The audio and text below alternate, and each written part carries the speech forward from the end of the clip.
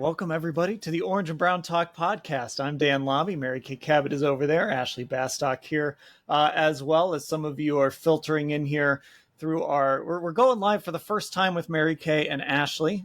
We've done this, of course, with Lance Reisland and Tim Bielik before, so we are excited to have everybody watching. We're going to recap the draft. This podcast will go up in two parts, one Monday morning, one Tuesday morning. So if you miss any of it, if you jump out halfway through or whatever, the podcast is going to go up, like I said, those 2 days. So we're recapping what turned out to be a pretty wild draft weekend. Of course, the Browns made a big trade to start the weekend and made a big trade to end the weekend. We're going to cover it all. The way I thought we would do it is we'd call out to our Football Insider subscribers. Hey, what questions do you guys have?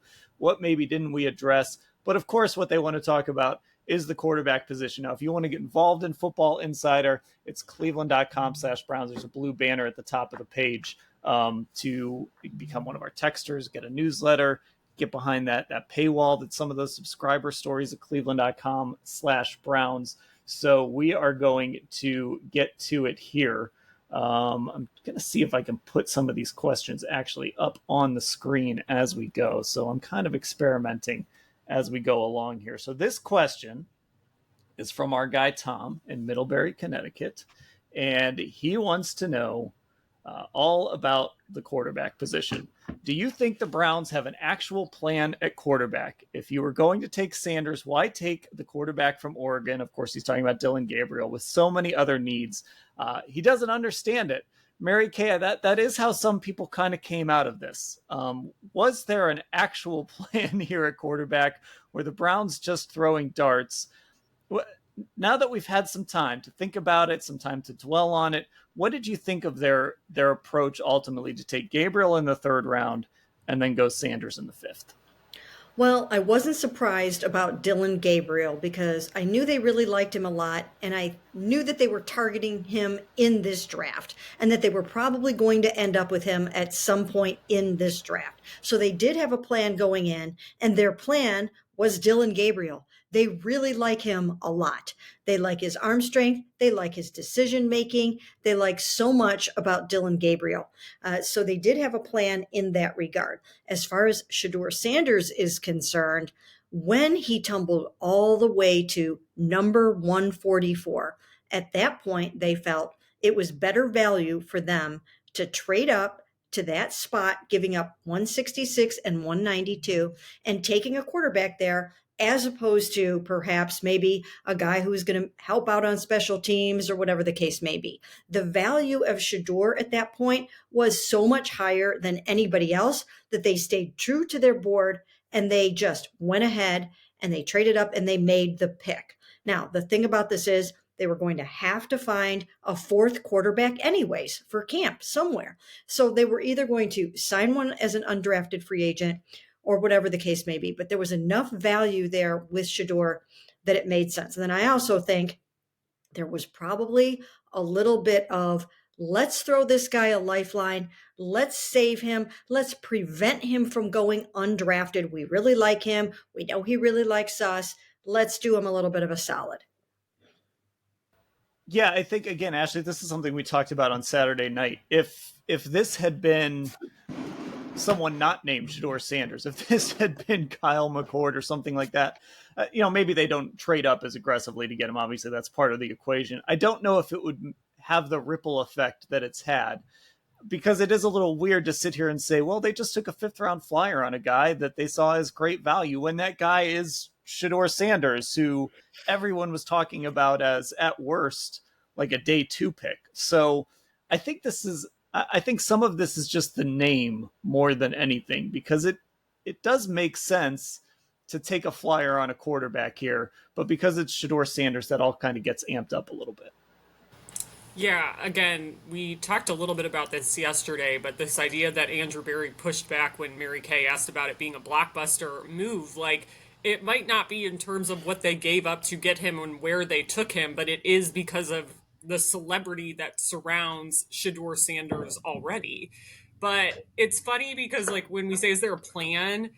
like to Mary Kay's point, yes, I think they like Dillon Gabriel. The thing with me is I do not see the vision with that yet. And maybe I will as we get into things and I watch him more, but it just felt so odd to me to take him there. And I know they liked him and maybe they were worried somebody was going to scoop him. Maybe they had some intel. Somebody was going to get him as the fourth round began on Saturday and they were concerned about that. But I just don't know that I'm still. I'll say it this way: I'm still questioning the strategy of doing that at 94 because to me, it felt like the strategy was so clear from the first three picks on Friday. I was like, oh, you can even like Carson Schwessinger when they took him and you think about it and think about that off-ball linebacker spot, it's like, okay, like that wasn't necessarily a position we were thinking about right now, but there's a drop off after him. Okay, and then you get Judkins and Fannin, who were on just about everybody's radar, I think, for the Browns, especially when they picked up pick 36 on Thursday night in that trade with Jacksonville. So that strategy is like, okay, yeah. And then like the Dillon Gabriel pick comes in and we're all like, wait, what? You're taking a quarterback now? It felt odd for that reason. But yeah, I mean the talking point for these guys continues to be everyone in that room is gonna have a chance to compete for the starting job. So we've asked it with every new addition they've gotten into this group. And I want to throw this comment that just came in up on the screen here too, because I think this is important as we're talking about this. You know, obviously, we're talking about these players, but we're also talking about the strategy. And this comes from someone who says they're a Jackson State fan that says Shedeur is a hard worker and he's going to come in focused. And I think we talked about this a little bit on Saturday, that any interactions that those, and look, none of us have been around Shedeur a ton. Mary Kay, of the three of us, you've been around him the most. But any interactions we've had with Shedeur have been positive. There's no reason to. I mean, he went into Jackson State, he went into Colorado along with Dion and some of the other talent they brought in, and turned those programs into like they did really well when he was there. So I think that really I think with Shedeur, when we talk about this, we're not talking as much about the player because I think the player, we all thought he was really good. And we all believe that he can come in and potentially do this. We're talking about the strategy. So just to kind of couch this discussion a little bit in that. But Mary Kay, one of the tweets I saw going around is if the Browns had taken these players in this order, like a different order, people would have loved this draft. And while I don't disagree with that, I think we have to look at it in the order they picked the players because that shows you how they prioritize these guys. And they obviously prioritized Dillon Gabriel over Shedeur Sanders. And I think that's kind of what made this feel so strange. Had this happened without the Dillon Gabriel part of it, it obviously would have been a big deal, but I think Browns fans would have maybe understood the process a little more. Well, yes, I think you're right. And I think people really are having a hard time grasping that they like Dillon Gabriel this much, but they really do. We had heard about Jackson Dart. We had heard about Jalen Milroe. We had heard about Tyler Shook. We really didn't hear anything throughout the process about Dillon Gabriel. And the funny part about that is they spent a considerable amount of time with Dillon. He was one of the players that came in on the very first day you were allowed to bring players in for top 30 visits. He was in that bunch. That's how much they liked him. They were bringing in players that day that they were saying, we really, really want these guys, and these are on our priority list. So he was one of those guys. And then this flew completely under the radar. They flew out to Eugene, Oregon the day before they went to Colorado, to Boulder, to take Travis Hunter and Shedeur Sanders to dinner. That happened on April 3rd. The day before that, they flew to Eugene. This happened all right after I spent like 3-4 days with all of these guys at the NFL annual meeting. So they snuck in this private visit and dinner with Dillon Gabriel out in Oregon. It leaked out nowhere. Nobody knew about this. Usually you hear about these kinds of things, but this one flew completely under the radar. So I think that's what caught people off guard. But as we move through the process here, I think people are going to start to see the wisdom in what they did, because I think Dillon is going to surprise some people. And they do like him better than Shedeur Sanders. We don't have to guess about that. We know 100% that they liked him more than they liked Shedeur Sanders, because they passed on Shedeur Sanders 6 times, including at number 94, when they absolutely turned that card in without hesitation on Dillon Gabriel. They could have had Shedeur there. They could have had him several other places, but they chose to go with Dillon. That's who they had targeted. They felt that they could wait and get him at number 94. That's what they planned to do. I think they would have been incredibly disappointed if he had been gone by that point. And I think that he's going to come in here and make things really interesting in the quarterback competition. I am really fascinated to see how this quarterback competition plays out, and that's going to actually take us to our next question. It comes from Christian Nicholas in Hudson, who says the Browns now have 4 quarterbacks. I had to edit this a little bit. He said they had 5, but they effectively have 4 because Deshaun Watson, of course, is out with the injury. And at most, only 3 will make the team, with 2 active on game day. Which quarterbacks will make the team? Who could be the odd man out? And I think legitimately what makes this so interesting, Ashley, is like it could be any of these guys. Like I mean, look, I don't think they're going to cut Dillon Gabriel. He was a 3rd-round pick. I think it would be a tough sell to cut Shedeur Sanders for a lot of reasons, but also this team generally doesn't give up on picks that quickly, even if they start off a little slowly. Joe Flacco and Kenny Pickett, they paid Joe Flacco $4 million. Now, the fan base would lose their minds if they cut him. They traded a 5th-round pick for Kenny Pickett. Like, I don't know. I think everything could be on the table as we go through this process. And honestly, maybe there's a way that they could get all 4 on the roster somehow too. So I think this quarterback battle, for the reasons Christian points out there, is going to be really fascinating because of some of the roster ramifications too. Yeah, I mean, I think everything is on the table right now for sure. I mean, if I had to pick in terms of who do I think is most likely to be the starter, like I feel as though I should give the edge to Kenny Pickett / Joe Flacco, like one of them, just because I can't see them after all this just going out there week 1 and starting a rookie in any capacity. That feels like weird to me. And counterproductive. I think you get these guys late, you want them to be projects. But like the other thing that's concerning to me is we know last year, right? They were basically like, oh yeah, Dorian's essentially tied with Jameis for the backup job. And when that happened, they were shopping Jameis, like Mary Kay reported at the time. Obviously, they didn't trade him.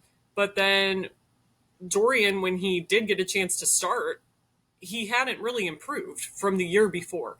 So again, when we talk about their quarterback evaluation process, I think they still have a lot to prove there with that stuff.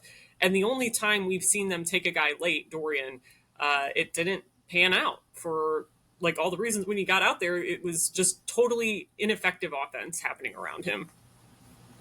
So I think we lost Mary Kay here. So we're gonna keep talking about this until she's able to jump back in. But I think the thing that's really intriguing about this too is we've talked about Shedeur Sanders and his fit with Kevin Stefanski and his fit with this kind of what the Browns like to do. And that's why I think a lot of people were so high on him potentially coming to the Cleveland Browns and being in this offense, and why he could work in this offense because of all the things he does well. It just fits with Kevin Stefanski, and Mary Kay is back now too. So Mary Kay, the point I was making was the reason this is so interesting is Shedeur Sanders. There's a world where I could talk myself into, because of the stuff he does well, because of the fit.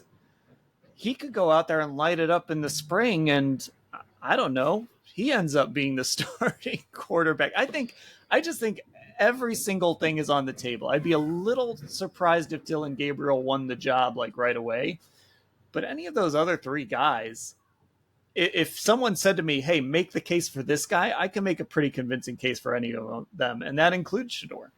Absolutely 100%. And it is going to be so interesting to see how that plays out. Now, when you mention that you can't necessarily really see Dillon winning the job out of training camp, the only reason why I would push back on that the tiniest little bit is because he has started 63 games in college over the span of 6 years, and that is an FBS record. He's almost as old as Joe Flacco. He has thrown almost, I'm joking about that. He's only 24. Joe, if he had some issues in high school and accidents in high school, he could be his father. As Joe kidded around last year about some of these younger guys. What are the all-time Joe Flacco lines? What are the all-time press conference lines from Joe Flacco? Very funny. Joe would have hit harder if they had taken Tyler Shuck instead of Dillon Gabriel, too. That's been the joke everyone was making when he was linked to the Browns. Yeah, but actually they're the same age. That's crazy. Yeah, Tyler and Dillon are the same age, I believe. Or Tyler might actually be 25 already.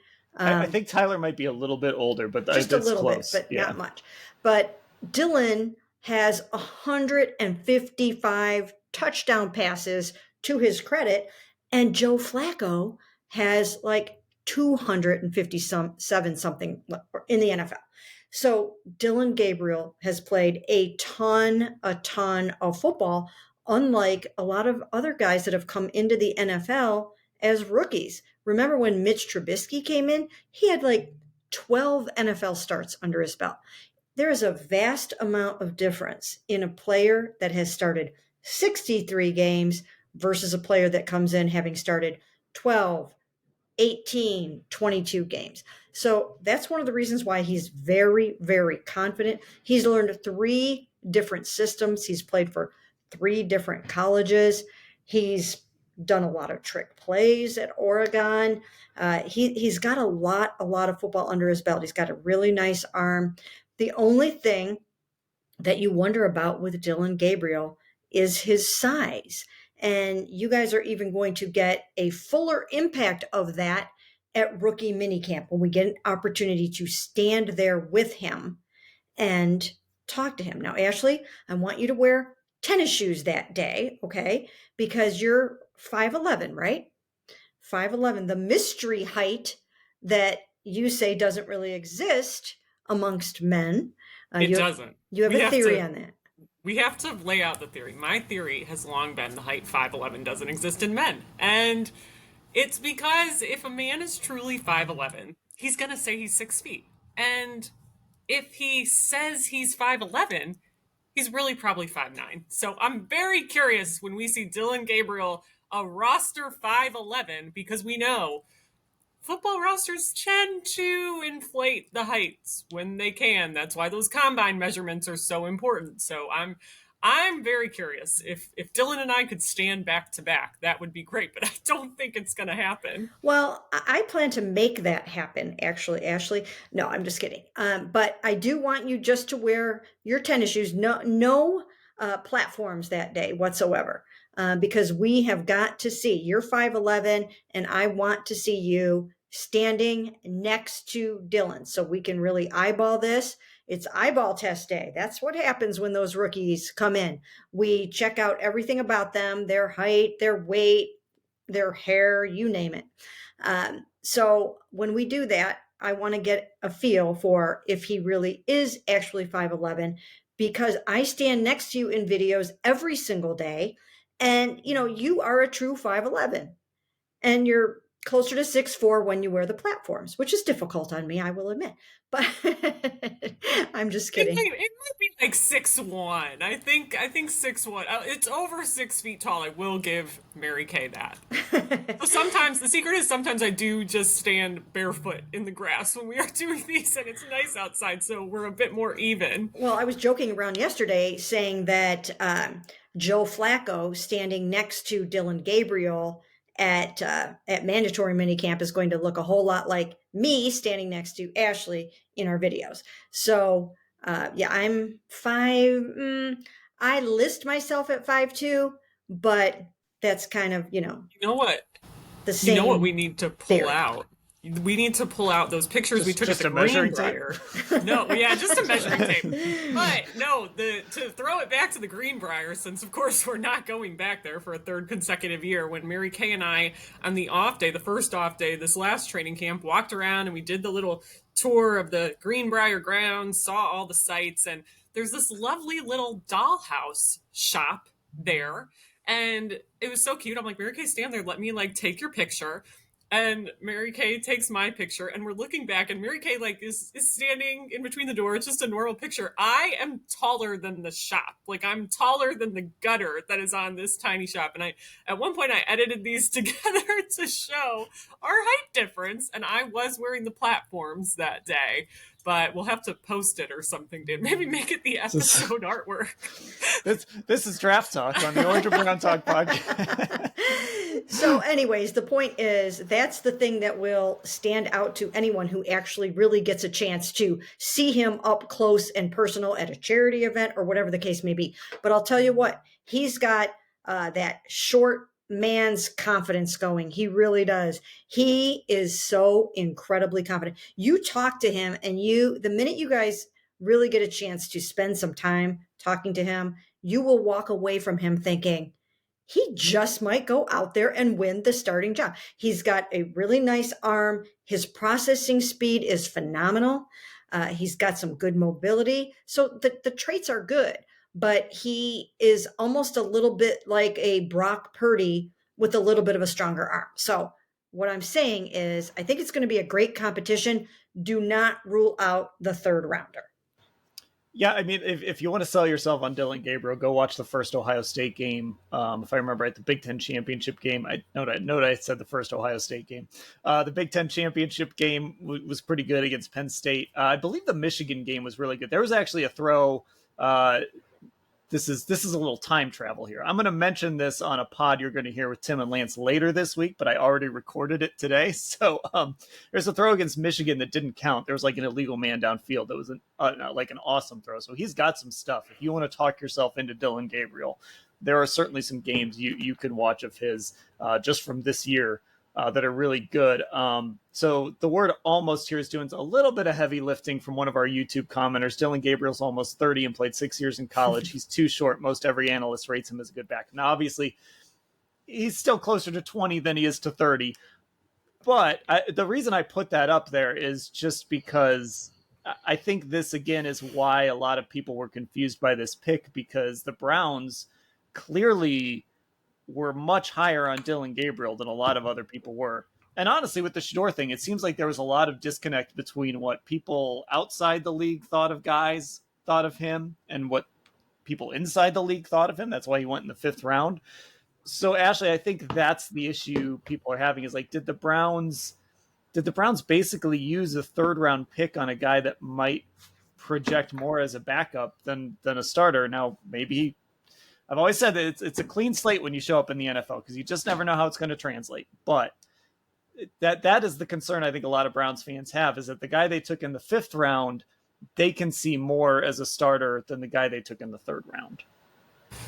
Yeah, and for me, like the Dillon Gabriel thing, the height is just absolutely the thing that I can't get past right now. And I'm serious. Like we talk about this every year. Regular listeners will know this. The eyeball test at rookie minicamp, like Mary Kay mentioned, is such an important part of it. I mean, you go out there, and I still remember the first time we saw Martin Emerson Jr. out there, and you saw his wingspan and how long his arms were and how physical he was. Like, it can very quickly color your perception of a player. And I think a lot of times it ends up being right, like, at least in some capacity. You just can tell. And I think that's what you want, right? Your highest picks, you want them to stand out compared to the guys that just get mini camp invites or most of the UDFAs that they have brought in. So the height for me, and the biggest reason why I continue to question that part right now, and to our point, like, I will not write anything off at this stage. I will not write Dillon Gabriel off. Maybe he will be much more successful and be able to overcome his height limitations. But I just, the last few days, have not been able to stop thinking about when the Browns had Baker Mayfield on this team, who is, of course, listed at, like, what, 6'1", 6 feet? I mean, he's taller than Dillon Gabriel. And that last year here with Baker, I mean, it was just brutal. They could not work around those height limitations. It was like he couldn't see over this line. Now, obviously, Baker has had a career resurgence. But remember how many batted passes there were that season too, it was very, very difficult. And then you look at a guy like Joe Flacco, who obviously is so like in the opposite end of the spectrum height wise. It's just totally different. But I think for me, regardless of everything you did in college, like that allows you to stay in the conversation. But I still think I would need to see some reassurance in some capacity that the height is not just going to be a total limitation for him in an NFL offense. Okay, so obviously, look, we're going to talk about some of these other picks too, if folks are waiting for that. But listen, a lot of people wanted to talk about the quarterback position. Obviously, again, Shedeur Sanders is going to be a headline generator for as long as he's playing football, whether it's here or anywhere else. And this was the most fascinating thing that the Browns did this weekend. It's really interesting. It's one of those things I kind of can't wait to see how it plays out. And I think we're going to get some form of this question over and over again here. It comes from the 303 area code. What are the chances they try to trade one of the other three quarterbacks now that they were able to get Sanders at a good value? Someone's going to get squeezed out by the 53-man cutdown. And Mary Kay, I would push back on that a little bit. We saw the Browns keep 4 quarterbacks last year out of that 53. Now, they did eventually cut it down to 3. But, I mean, I think they could probably squeeze a guy like Kenny Pickett onto the practice squad, or probably not Joe Flacco, but I mean, I don't know. People weren't lining up to sign Flacco either this offseason. I could see a world where 4 guys make the roster. I don't think there has to be a sense of urgency to jettison one of these guys just because they have 4 legitimate, and again, we're leaving out Deshaun because of that Achilles, 4 legitimate options to potentially compete for that starting job. They do, and I think you're right about that. But the thing that I keep coming back to and I can't shake out of my brain is the fact that at the cutdown date last year, they were willing to trade Jameis Winston. Even though they paid him $4 million for the 1 year contract, they were willing to trade him when they felt that Dorian Thompson Robinson won the backup job, or at least tied for the backup job. Ultimately, they did not end up doing that, but they were willing to trade him or Snoop Huntley. So I just have to wonder if they aren't going to be willing to do the same thing with Joe Flacco this year. That's what I keep wondering about. And the other thing to think about is if you hang on to him for a few weeks into the regular season, somebody's going to have a veteran that goes down for the year, and they are going to need someone that can step in and start games. And if he's not the starter here, and if Kenny Pickett has won the job, or if Dillon or Shedeur has won the job, I think that they will keep Joe around until someone is willing to give them a draft pick for him. That's what I would certainly do. Quarterbacks sometimes are currency. And if you could get if somebody gets desperate enough to give you I don't know what it would be, maybe a 4th-round pick or something for Joe in the event that they need a starting quarterback early on in the season, that would certainly be worth it. So I think that's something to watch. I don't necessarily know if this competition is going to go exactly, let me say, according to Hoya. I don't know if it's going to go the way some people might think it's going to go. You guys know, I've been writing a whole lot about how much they love Kenny Pickett, and now I get those same vibes about how they feel about Dillon. And Joe was not signed early on in the process. He has only been around for a couple of weeks. So if they felt that strongly about Joe, they would have wrapped him up much earlier than they did. So I think it's going to be really interesting. Of course, you have to put it out on the grass and see who can actually win the job. But this competition is going to bring out some fireworks in these guys. Well, yeah, and we've never seen a Kevin Stefanski quarterback competition in action. So are there going to be equal reps? Is it going to be a situation where it's like, is it going to be a situation where we show up in the spring and we already know who the number 1 is, and Kevin gives that guy a bunch of reps? I don't know. We've never seen a true Kevin Stefanski quarterback competition. So that makes it very interesting. And again, Ashley, this just goes back to the point of whatever anyone out there thinks of Dillon Gabriel, and somebody put this in the YouTube chat too, just about this idea if you reorder the picks, it doesn't look the same. Well, that's kind of the point. Dillon Gabriel was a third round pick. He went number 94. I don't know that there were a lot of teams banging down Dillon Gabriel's door to take him in that third round in that spot. And so it tells you you can't take things out of order because the order tells you what the Browns think of a guy. And I just think that's really important to remember when we talk about Dillon Gabriel. So when Mary Kay says, like, don't count this guy out, yeah, don't count him out because the Browns took him on Friday night instead of letting him slide into day 3 and getting him at a spot where I think most people thought he was going to go. Yeah, I have no doubt how much they like him because you don't take a guy there, I think, unless you really like him and think he's going to be or has the potential to be a big part of your organization and your team going forward. I mean, and I think we've seen them, we obviously haven't seen them draft a ton of quarterbacks, but even when they took DTR in the 5th round, right? Like they did that with the purpose. They thought Dorian was going to be the long-term backup paired with Deshaun Watson and that it was going to be a perfect fit in that quarterback room. So I think when it comes to that, their intentions are what they are. It's like not a question of do they actually like this guy that much? Why would they do this? I think they did it because they think he will succeed because of largely, I think what Mary Kay said, this large sample size of him in action in college that they have and some pretty successful games that he's been in. And we know that matters to them.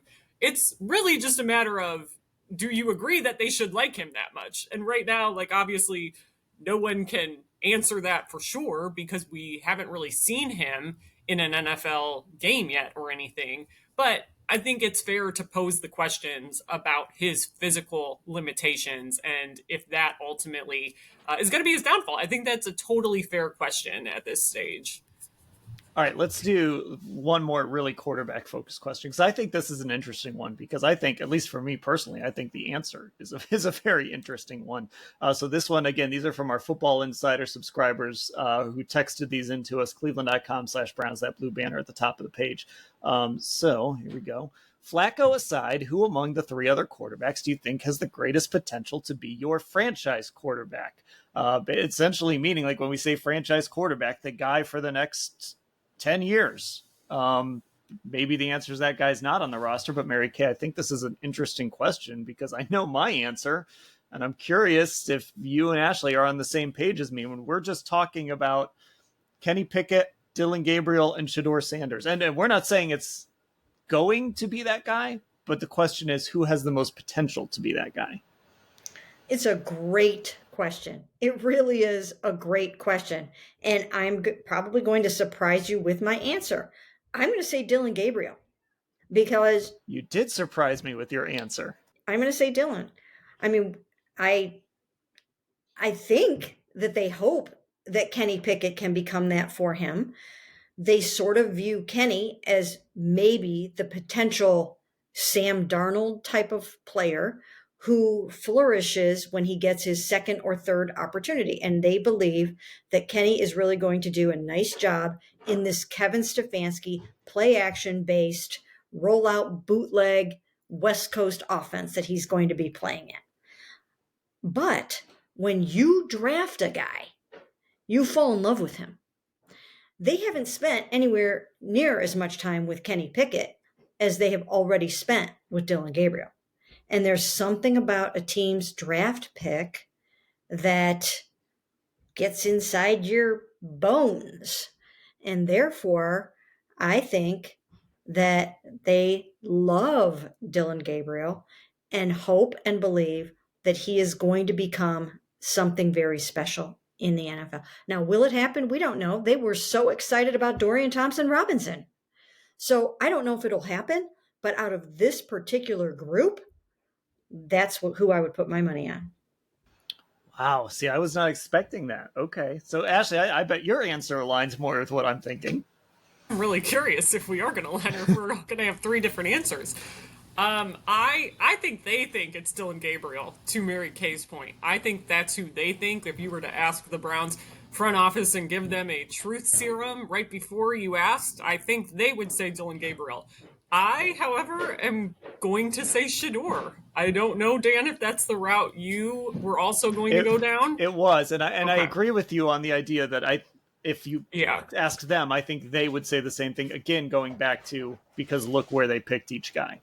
So here's the thing, right? I think Shedeur has obvious limitations. I think it's clear from this draft right now that this quarterback class is weaker, more along the lines of what everyone was saying about it initially before we really got going into the draft process in the winter. It's weaker than a lot of years. It's weaker than last year when 6 quarterbacks went in the first round, right? But I just think when you look at Shedeur and what he's good at Colorado, right? He's a great drop back guy. He's great fundamentally. That is like his biggest strength. He doesn't lose those fundamentals. I think that's key.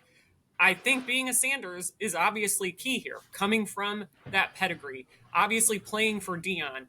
I've always thought when Dion and Shedeur in this draft process would talk about Shedeur is the most equipped of any of these guys to handle everything that comes with being a starting quarterback. Like, I always kind of bought into that. Now, with these whispers about how he was interviewing and stuff, it's just hard because we don't know what's actually real. We talk about that all the time. You can't trust anything throughout the draft process, and we're never really going to know why exactly he slid so far. But the slide for him into the 5th round has not changed these very fundamental things for me. And when I say all this, like, Shedeur still might not work out, right? Like, there's a very real possibility he might not work out. But looking at this group, I think just the pedigree and knowing the limitations at Colorado, right? The bad O-line, he didn't really have much help there. I do think some of the sacks he takes are his fault. And I think the big question mark in his game for me, number one, especially, can he stop the drifting backwards? Because we all know that was a tendency. You see it over and over and over again when you watch his film, when he gets pressure.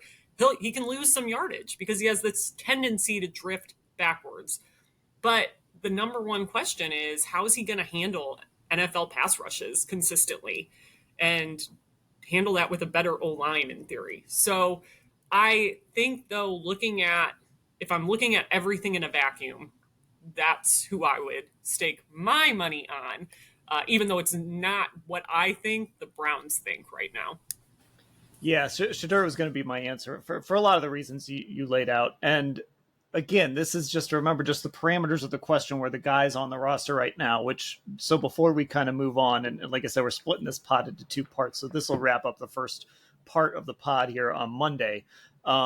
Before we move on, I'm just going to say, like, so the parameters were the guys on the roster, but Mary Kay, is the actual answer more likely that the franchise quarterback is still going to be playing college football next year as opposed to one of the guys on this roster? Well, they are perfectly poised and set up for that to happen, to go out and land their franchise quarterback in the 1st round next year, which is where most of the franchise quarterbacks come from.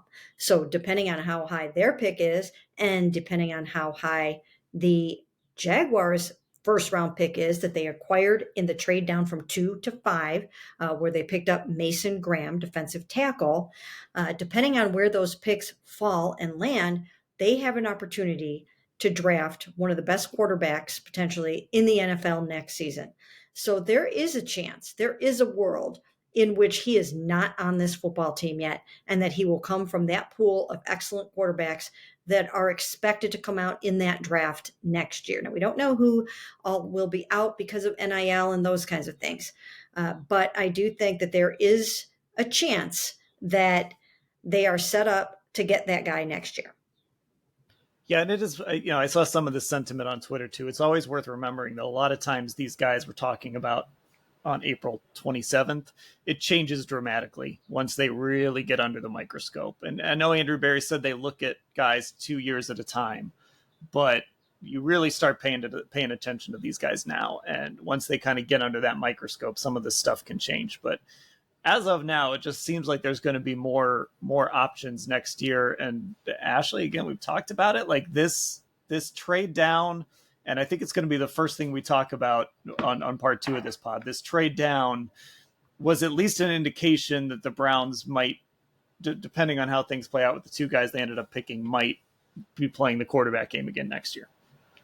And to me, the biggest indication of that was the first thing Andrew Berry said about that trade down was that he liked the idea of getting an extra first-round pick in a draft class they believe will be stronger. I mean, I thought that was really significant.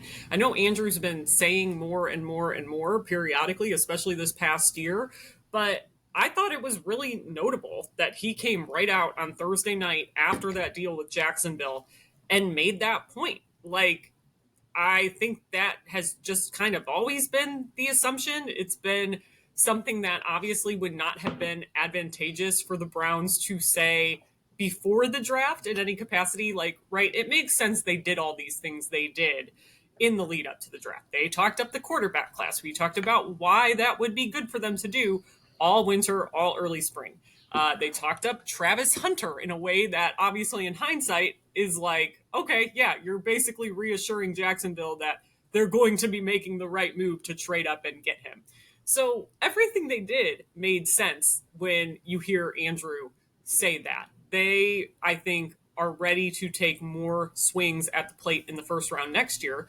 But to the larger point here, I think what's so difficult about that now is it's so unpredictable because of NIL and the transfer portal. Like, it's a different world than it was 6-7 years ago because of those things. So in theory, it's going to be better. I mean, I think it will be, but you still can't know for sure exactly how everything is going to shake out. Okay, for the folks watching us on YouTube Live, hang out. I'm going to do a little housekeeping here. This is like behind the curtain, helping out future me on the back end of the production process. So this will do it for part one of the Orange and Brown Talk podcast. We will be back with part two on Tuesday. Mary Kay and Ashley will be talking. We'll talk a little bit. We'll go into some of the other picks, some of the other decisions that the Browns made. Tim Bielik and Lance Reisland, they're going to be joining the pod Wednesday and Thursday to go through this draft as well. So it's a big draft week. Orange and Brown Talk. You can find us on Apple Podcasts and Spotify. That is for you folks on YouTube Live who don't listen to us. Apple Podcasts and Spotify. Look for Orange and Brown Talk. Our socials too. Orange Brown Talk on Twitter. Orange and Brown Talk on Instagram, and of course Football Insider. cleveland.com/Browns. The blue banner at the top of the page. We'll be back with part two of the pod on Tuesday.